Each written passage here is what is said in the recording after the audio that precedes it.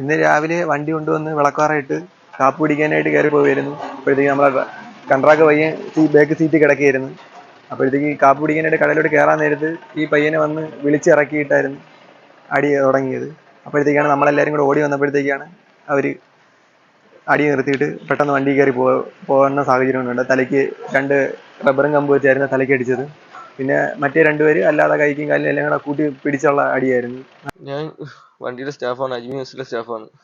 Bus വിളക്ക് വര ചെന്നപ്പോഴത്തേക്കിനും ഞാൻ ബസ് ഒതുക്കിയിട്ട് കിടന്ന് ഉറങ്ങാൻ നേരത്ത് 2 പേര് വന്ന് വണ്ടിക്കകത്ത് കയറി. അവിടെ നിന്ന് എൻ്റെ കഴുത്തിന് പിടിച്ച് വെളിയിലിട്ട് അവിടെ കിടന്ന വലിയ റബ്ബറും കമ്പ് എടുത്ത് എൻ്റെ തലയ്ക്കും കാലിലും കയ്യിലും അടിക്കുകയായിരുന്നു. അവിടുത്തെ നാട്ടുകാരെല്ലാവരും കൂടെ വന്നാണ് പിടിച്ചു മാറ്റിയത്. ഇല്ലെങ്കിൽ അവൻ എന്നെ കൊന്നേനിരുന്നു.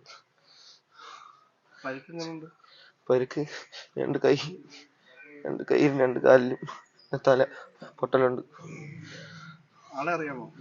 ആളെ കണ്ടറിയാം.